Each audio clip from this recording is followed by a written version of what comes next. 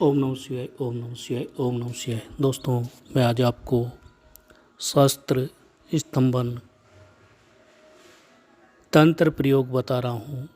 प्राचीन काल में राजा महाराजाओं के दौरान युद्ध होता था और उसमें शस्त्र हथियारों का प्रयोग किया जाता था।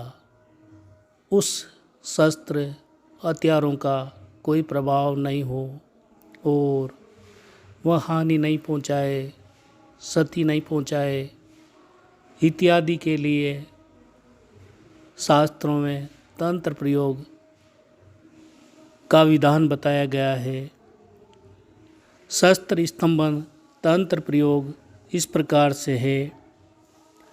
पहला यह है कि रविवार को पुष्य नक्षत्र के दिन विष्णुकांता जो एक पेड़ होता है उसकी जड़ समेत उसको उखाड़ कर लेकर आना है।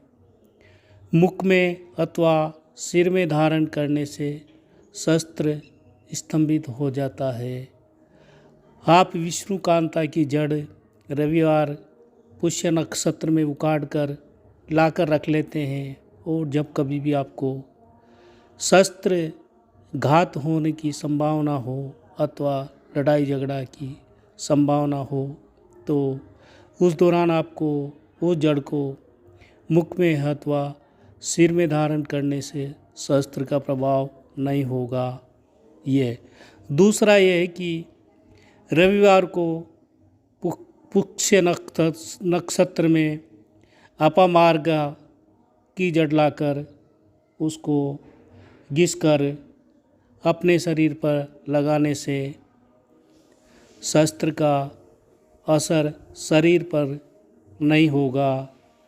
यानी आपको रवि पुष्य नक्षत्र के दौरान अपामार्गा चिड़चिड़ा की जड़ लाकर रख लेना है।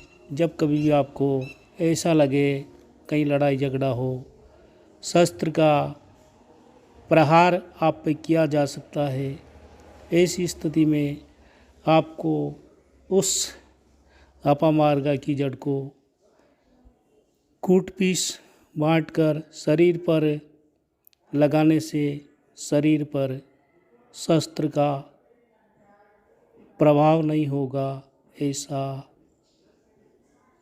शास्त्रों में विधान बताया है। तीसरा है कि हाथ में सुदर्शन की जड़, मुख में ताड़ की जड़, मस्तक में केत की जड़ धारण करने से उस व्यक्ति पर खड्ग यानी तलवार का प्रहार होता है तो असर नहीं होगा।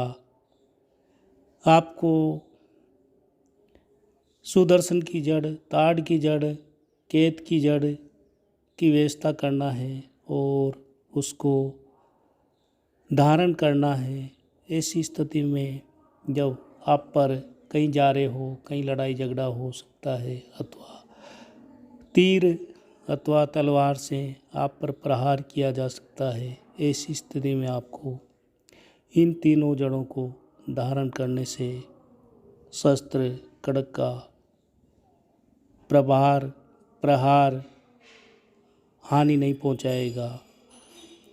चौथा यह है कि सुदर्शन की जड़, ताड़ की जड़ और केत की जड़ का चूर्ण कर घी में मिलाकर मंत्र से अभिमंत्रित कर पीने से चलते हुए अनेक प्रकार के शस्त्रों का निवारण करता है, अर्थात कोई शस्त्र उसके शरीर में नहीं लगता है। दोस्तों,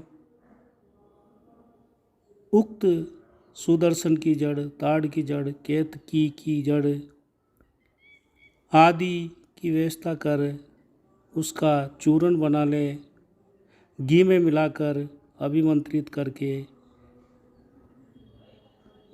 पीने से, रसपान करने से अनेक प्रकार के शस्त्रों का निवारण होना, यानी कोई शस्त्र उसके शरीर पर नहीं लगता है, ऐसा शास्त्रों में बताया गया है। जहाँ तक मंत्र अभिमंत्रित करने का प्रश्न है तो मंत्र इस प्रकार से है। ओम नमो भगवते अमुकस्य स्तंभन कुरु कुरु पट स्वा। ओम नमो भगवते अमुकस्य स्तंभन कुरु कुरु पट स्वा। ये ता मंत्र, इस मंत्र को 1,00,000 बार जप करके सिद्ध करने का विधान बताया गया है। जहाँ तक सिद्ध करना हो तो किसी विशेष स्थिति आदि में किसी देव मंदिर में जाकर इस मंत्र को मंत्रमाला जाप करके सिद्ध कर लेना है। फिर इन सुदर्शन की जड़, ताड़ की जड़, केत की जड़ का चूर्ण घी में मिलाकर अभिमंत्रित करके रसपान कर लेना है, तब शस्त्र का प्रभाव नहीं होगा, ऐसा है। 5वां यह है कि खजूर को मुख में रखने,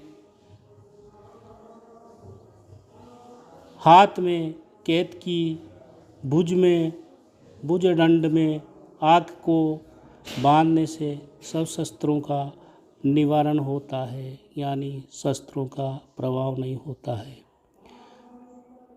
खजूर को मुख में रख, हाथ में केत की, भुजदंड में आग की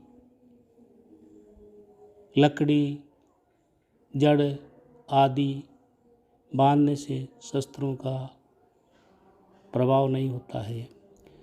छठा है कि रविवार के दिन कोमल वेल के पत्तों को लावें और विष मिलाकर पीस लेप करने से शस्त्रों का स्तंभन होता है। दोस्तों, विष किसी शस्त्र पर लेप करने अथवा शरीर पर लेप करने से हानि और नुकसान हो सकता है, इस प्रयोग का नहीं किया जावे।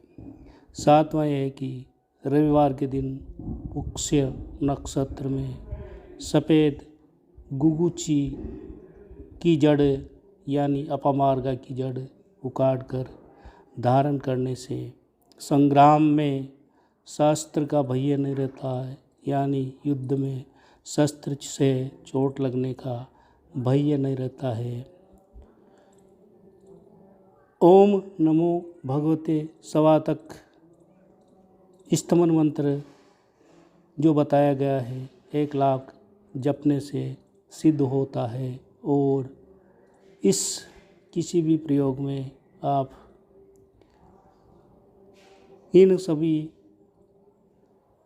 वस्तुओं, जड़ों आदि को इस मंत्र से अभिमंत्रित करके धारण करेंगे तो विशेष फल लाभदायक होगा। जो लोग युद्ध से प्रेरित हैं उन लोगों को आवश्यक रूप से ये मंत्र व तंत्र प्रयोग में लाया जाना चाहिए और अपना शस्त्र से होने वाले नुकसान हानि से बचा जाना चाहिए। ये तंत्र प्रयोग भगवान दत्तात्रेय भगवान के तंत्र चतुर्थ पटल में शस्त्र स्तंभन अंकित किया हुआ है।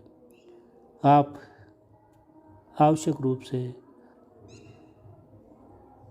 इसका प्रयोग करें। शास्त्रोक्त विधान ये बताया गया है। ये शास्त्रोक्त विधान स्वयं महादेव जी द्वारा दत्तात्रेय भगवान को बताया गया था। जो शास्त्रों में वर्णित है। ओम नमः शिवाय, ओम नमः शिवाय, ओम नमः शिवाय।